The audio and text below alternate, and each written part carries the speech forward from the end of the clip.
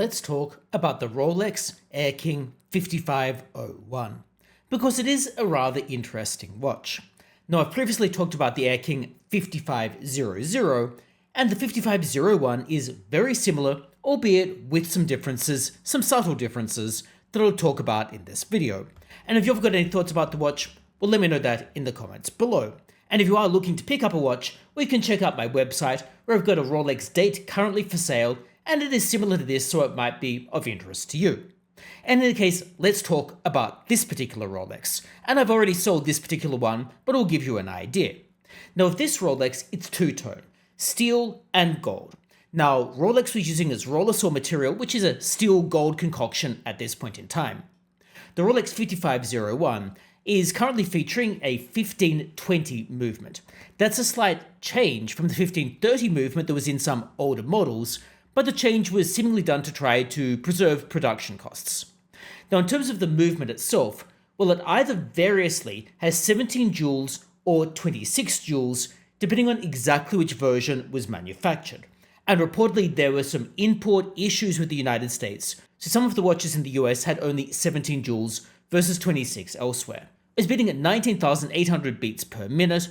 The movement otherwise is relatively unremarkable, so to speak. It's a good quality movement, it's pretty robust, and I found it to be robust in all of the watches I've owned of this type. However, it doesn't have any other complications that would make you more interested in it. It's just a general, robust, quite reasonable movement. The watch otherwise has acrylic crystal on it. The watch measures 34mm in diameter, which is a okay size.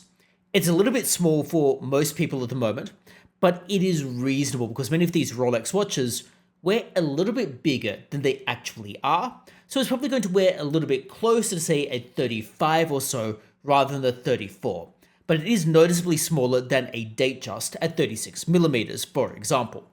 Now, the watch itself was made for 19 years in various different iterations. The one here was, like I've said, steel and gold. It had a Jubilee bracelet, and also it has its fluted bezel, which is what the 5501 watches had. This particular watch has a silver dial that often appears a little bit gold, but it is a silver dial with diamond markers on it. Now, it came in various different iterations, and you'll see various different versions of this. Furthermore, reportedly, some versions just have Swiss on the dial, and some have T-Swiss T. This particular one has T-Swiss T. Now, this particular watch is in good condition, but of course, if you're going out and buying these, bear in mind they were made for a very long time, so you will want to look at condition in terms of aesthetics and also in terms of the movement to make sure you don't need to do a lot of expensive servicing on it. Now, in terms of things to look for, therefore, you want to look for deterioration on the dial, you want to look for scratches around the watch, and you want to look for whether the fluted bezel has been somewhat eroded and rounded off. The bracelet is relatively comfortable to wear. Rolex's Jubilee bracelets don't feel too heavy, they're relatively nice on the wrist. It feels like it is a reasonable size. Now, this particular watch, like I've indicated, has diamond indicators on it. So it clearly does not have any lume, but you'd probably not expect lume to be very functional on a watch of this age anyway. And if that's what you're expecting, you are probably going to be disappointed with any of the 5501 or 5500 watches. The watch, as I've indicated, is 34mm in diameter, and its lugs are 19mm across. It reportedly has water resistance to 100 meters, but I honestly would not want to test that out.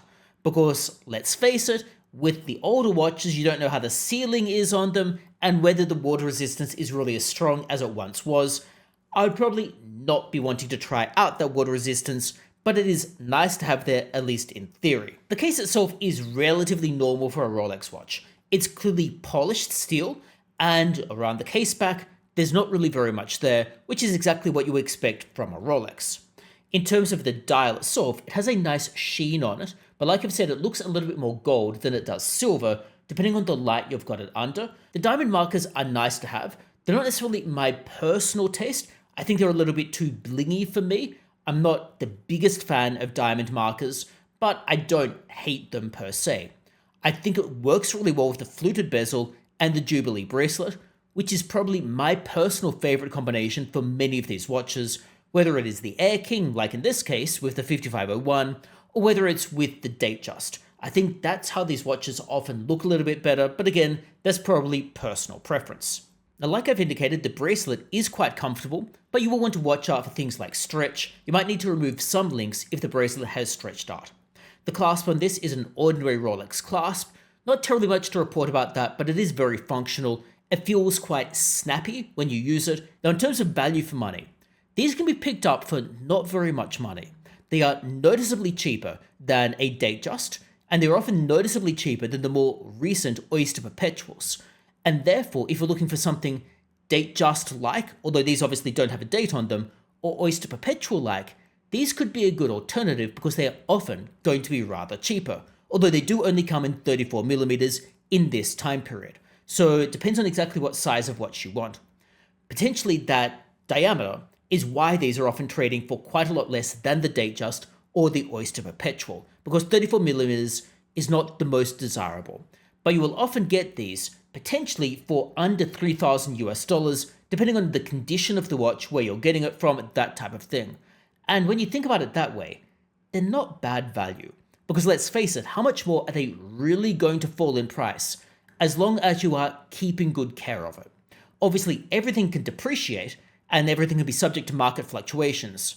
But there is a bit of a natural flaw on a well cared for Rolex, and these often appear to be, well, really the cheapest of this type in the Rolex models. Clearly, there are some that are a little bit cheaper, but they're often noticeably older and or in worse condition, so you have somewhat de-risked yourself. But your room for upside is also not really there. Because these are clearly not as desirable as any of the sports models, they're not as desirable as the more recent Oyster Perpetuals, they're not as desirable as a Datejust. They clearly are never going to appreciate above the levels of those, so you are going to be a little bit stuck. But if you're just looking for a Rolex, you're just looking for something that is okay value, that won't break the bank, that is going to be something you can pick up, wear it, and potentially just sell it for what you bought it for, well, a Rolex Air-King, either the 5500 or the 5501, is not necessarily the worst choice. Now, like I've said, I've got a very similar watch currently for sale, which is a Rolex Date 1501, which has a rather nice raised bezel. I'll include a link to that in the description below if you are interested in checking it out. But otherwise, let me know your thoughts about this particular watch in the comments below. And if there's any other watches you'd like me to cover, also let me know that. And otherwise, hopefully I will see you for future videos as well.